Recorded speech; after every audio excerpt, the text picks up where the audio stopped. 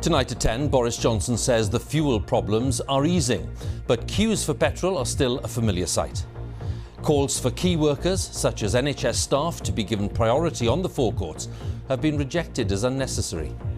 And there could soon be army drivers joining the commercial fleets to meet the spike in demand. I would just really urge everybody to just go about their business in the normal way and fill up in the normal way when you really need it. Earlier this evening, Mr Johnson's government did approve the use of military drivers to deliver fuel supplies. Also tonight, in Brighton, we talked to Sir Keir Starmer about Labour disunity on the eve of his big conference speech. The French say they're doing everything to stop migrants crossing the English Channel, and they accuse the UK government of being ungrateful. Tributes to the England World Cup hero and Liverpool legend Roger Hunt, who's died at the age of 83. We all have our secrets. We just didn't get to yours yet. And finally, the latest Bond extravaganza is released at a premiere in London. And coming up in the sport on the BBC News Channel, can last season's Champions League finalist Manchester City spring a comeback after going behind in Paris?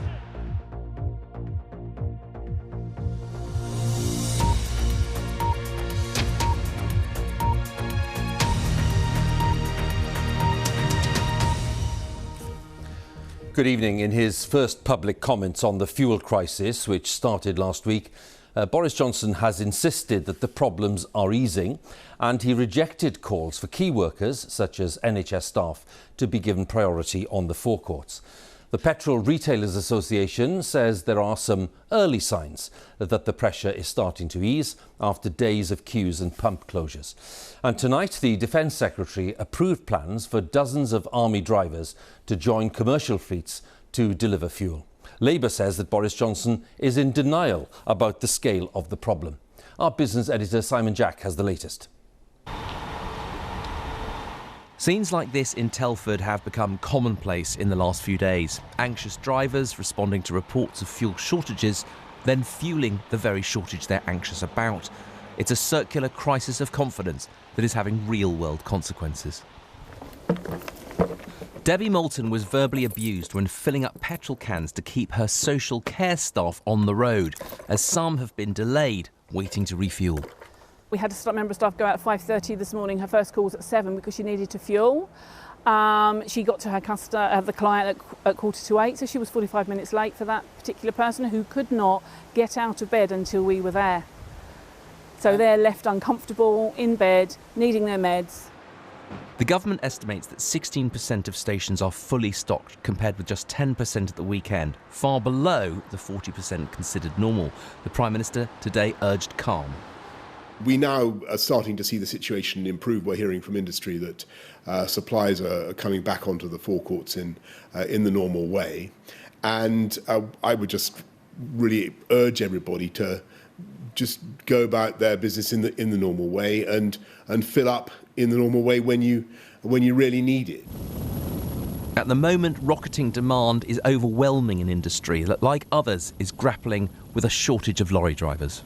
We've had an acute HGV driver shortage for months. That's made supply chains of all kinds super fragile, vulnerable to spikes in consumer demand. And that's why this station is closed and there are shortages at many others around the country. But what do you do to solve a crisis whose main cause is the behaviour of we the consumer?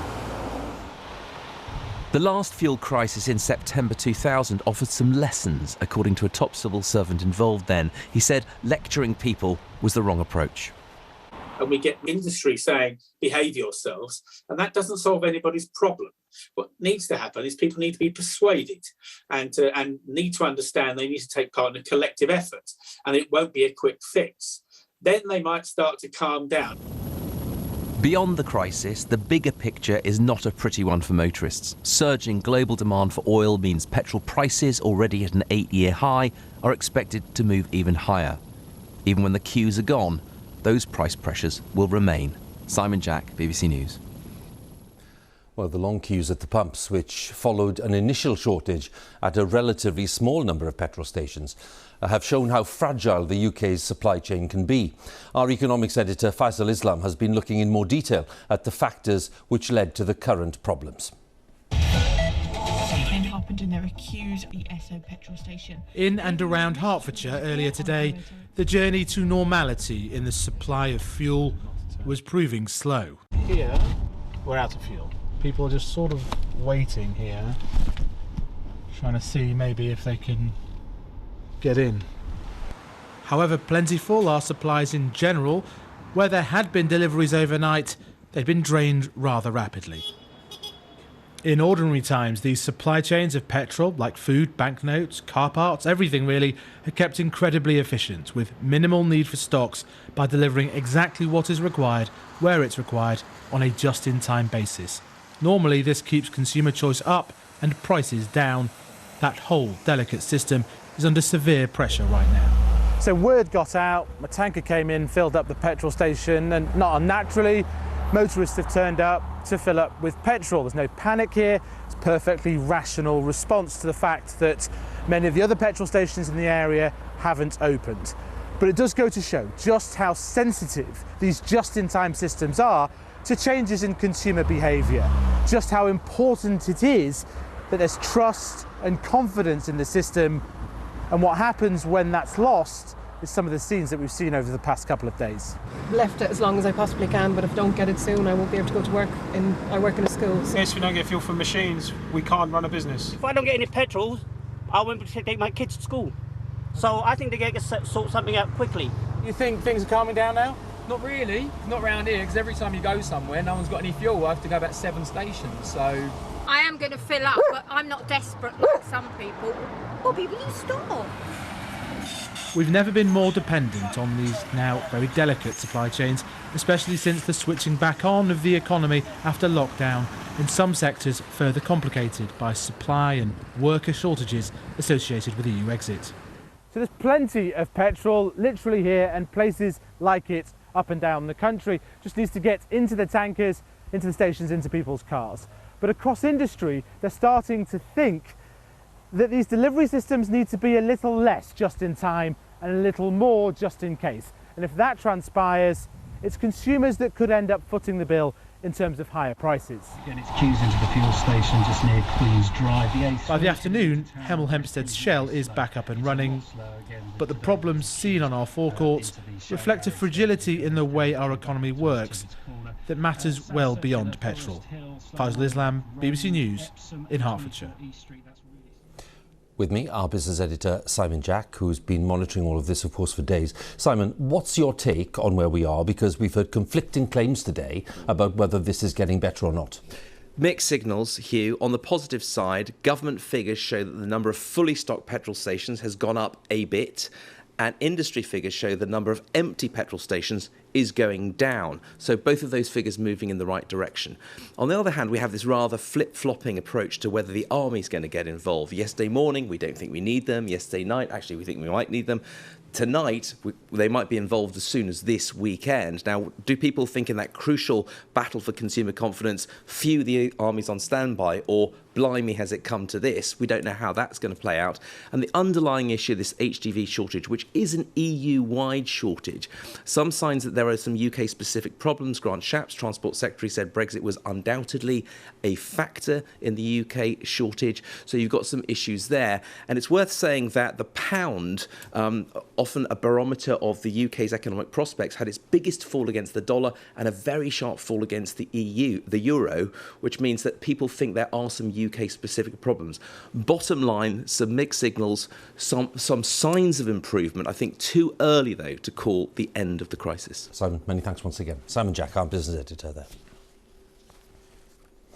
The Labour leader, Sir Keir Starmer, says that winning a general election is ultimately more important than party unity.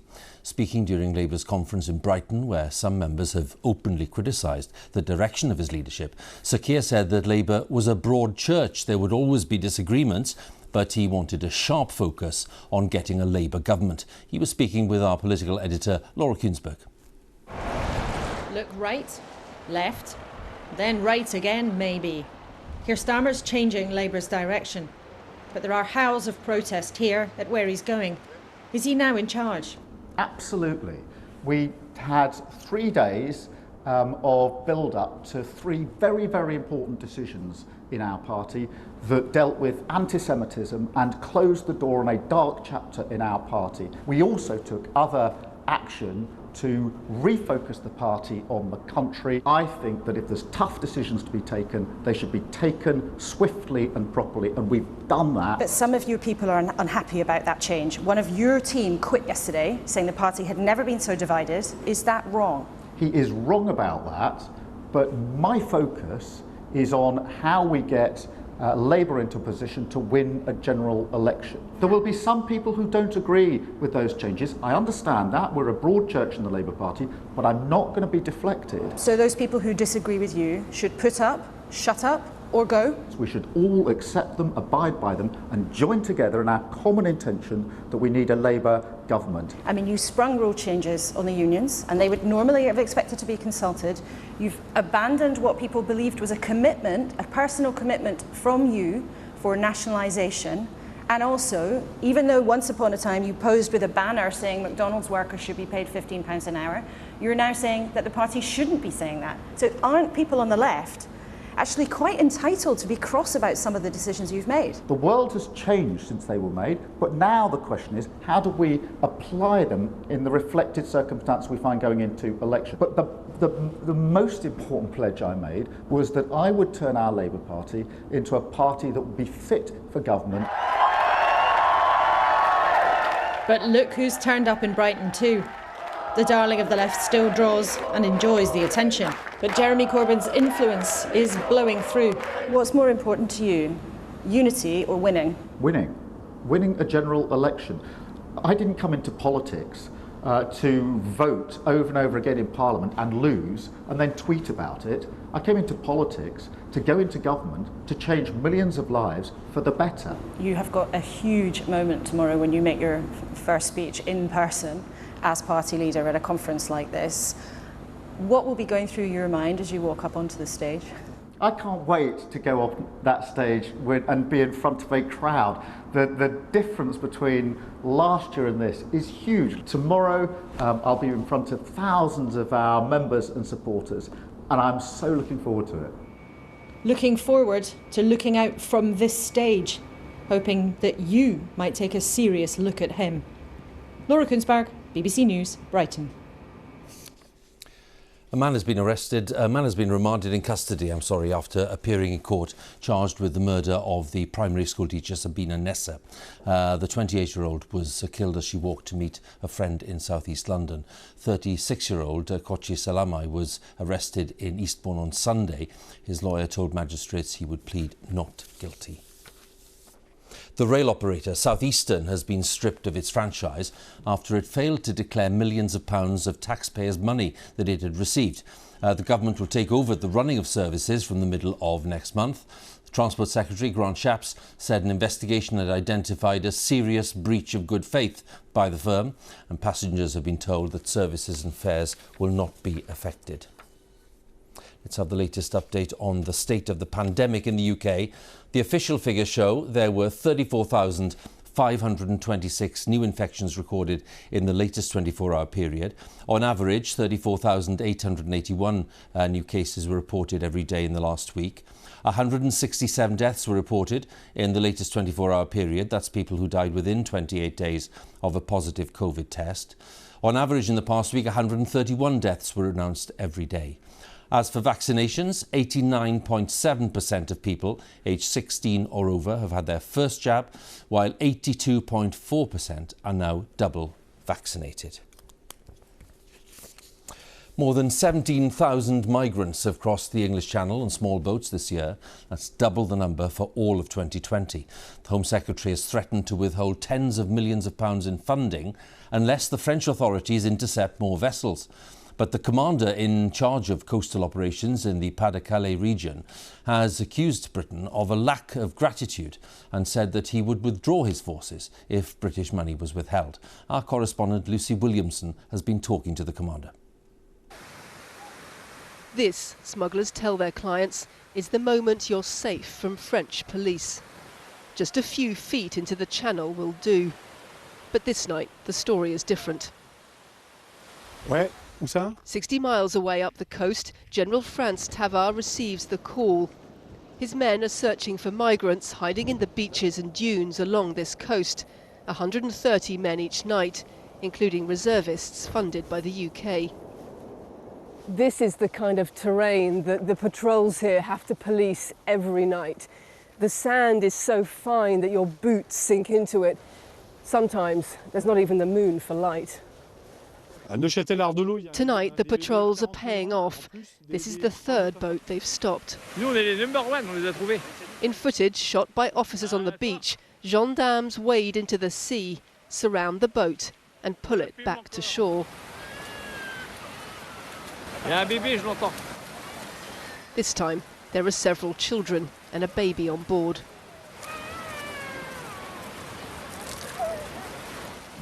General Tavard says his patrols stop almost all crossing attempts from the 50-mile stretch of coast around Calais. The proof of our efficiency is that smugglers are now trying to go from the Belgian coast, even the Somme. But that dilutes our resources across the territory. It's like a game of chess where the smugglers always make the first move. On the night we were there, almost 200 people were prevented from crossing the channel. But on that same night, 3 times as many did make it to the UK. Britain says France needs to do more. The French have stopped many thousands of crossings already this year, well over 12,000 already, but there's more to do. The French know there's more to do, and so do we. We need to get to the stage where it's more likely than not that if you attempt to cross the channel, you'll be stopped. The Home Secretary has put it another way.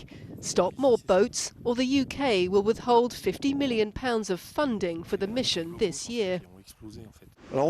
We know that Britain has threatened to cut their financial support. I'm very clear, if they stop paying for their reservists, I'll pull my men.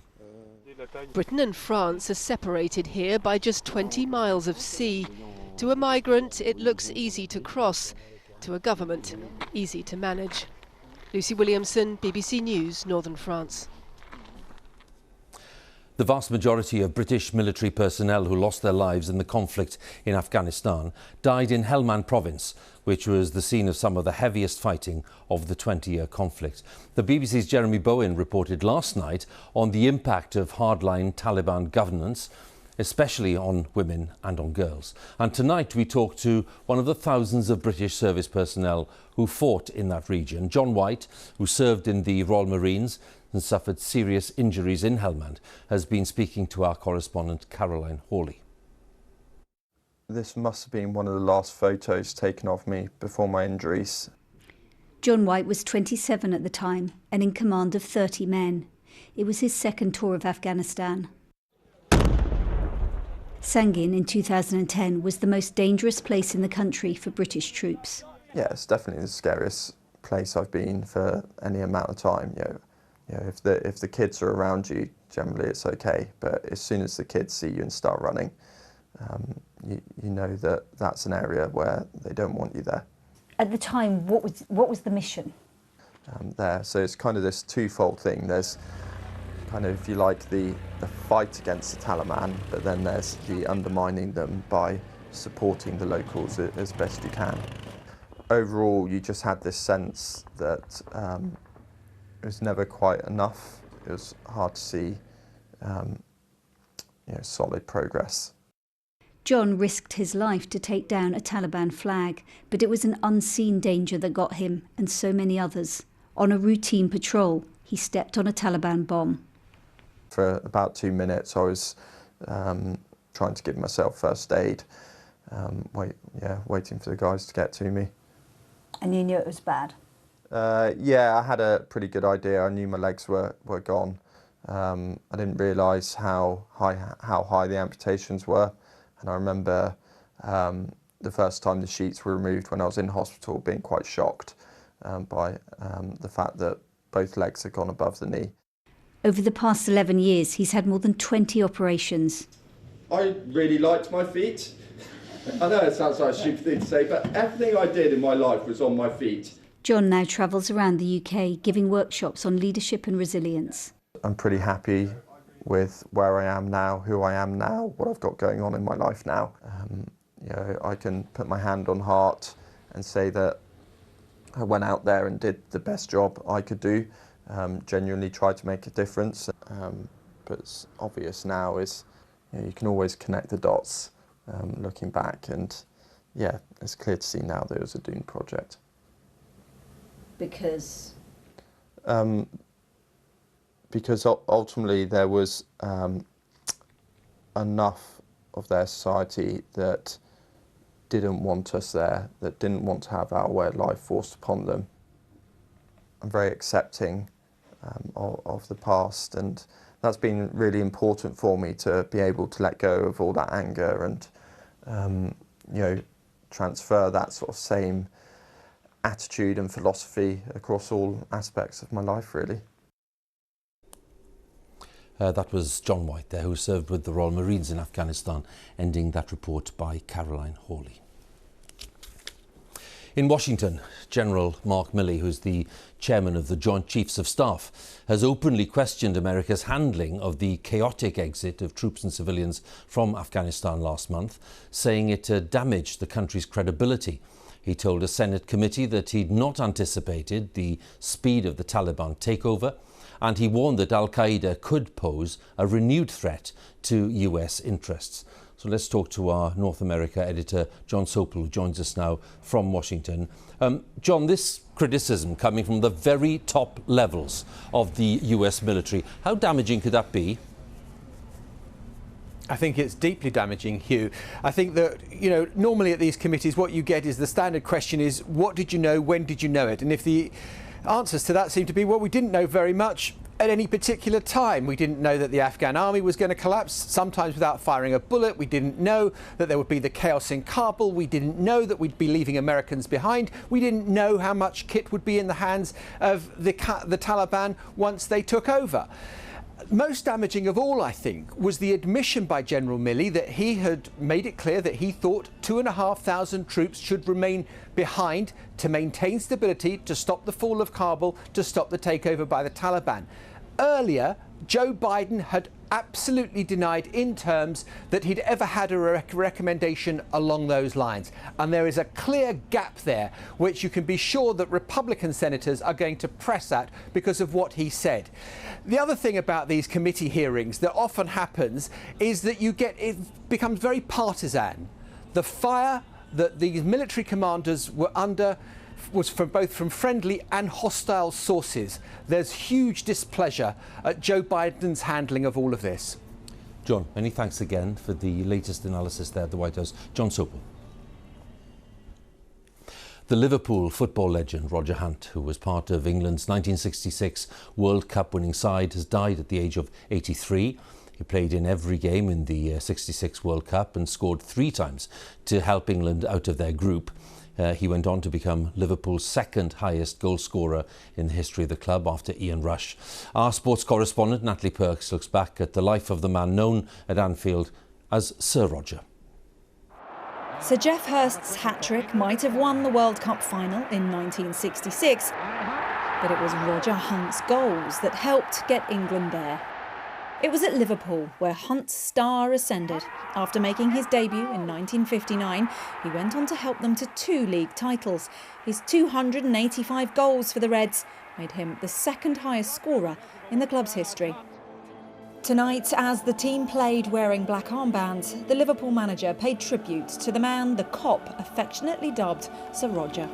When you arrive at Liverpool, the first thing you learn is pretty much about these guys, about Roger. It was really easy because I would have loved to work together with him and all these guys. So it's of course really sad news, and our condolences go to the family, from the whole Liverpool family, obviously. So a great person, a great personality, a wonderful guy.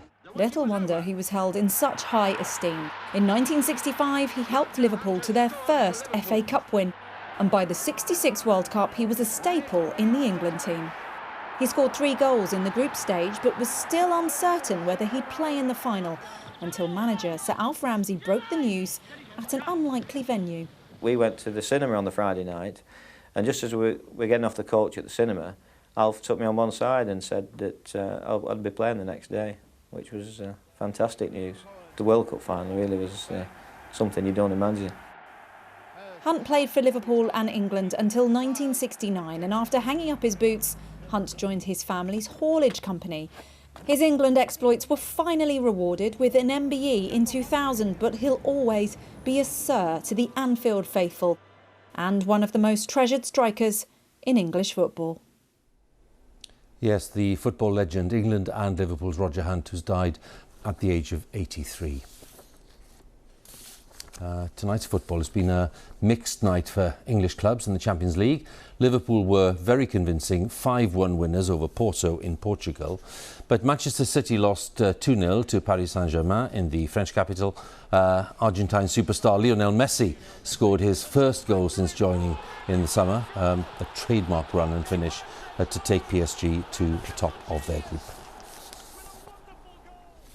Well, tonight finally brought the world premiere in London of the latest Bond film. It should have been released some 18 months ago, but the pandemic meant that the unveiling of No Time to Die was repeatedly delayed. And this report from our entertainment correspondent, Lisa Mazimba, does contain some flash photography. Actual royalty and one of the closest things we have to cinema royalty.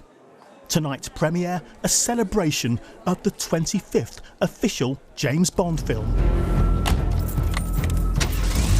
There's something I need to tell you. I bet there is. No Time to Die is Daniel Craig's farewell to the 007 franchise. He's also hoping it'll mark the end to a hugely difficult time for the cinema industry, so badly hit by the pandemic. Just to be here is just a huge relief. I hope we can do something. I hope it's a springboard. I hope it drives people back to the cinema and that we can keep this wonderful business going. Shall we cut to the chase? I'm here as a professional courtesy. Well, you're not very courteous, are you? This will also be the first post-Me Too Bond film, with the cast and crew keen to emphasise that the secret agent has moved firmly into the 21st century. I feel like all of Daniel's films have been doing that, and I feel like that's been the engine. That's why I was really, really keen to be a part of it. So it's not really like I was bringing that to it. It was already really alive, and I felt like a good fit for that, I think. The film will need to connect with all audiences if it's to accelerate cinema's recovery after 18 months when they say finances have been hanging by a thread. So there'll be a lot of nervous people checking the early reviews, which will be published at midnight, the first indication of what audiences and critics make of a movie which has the hopes of both film fans and cinema chains resting so heavily on its shoulders. Lisa Mazimba, BBC News. And that's it from us. Now BBC One, it's time for the news where you are. Have a good night.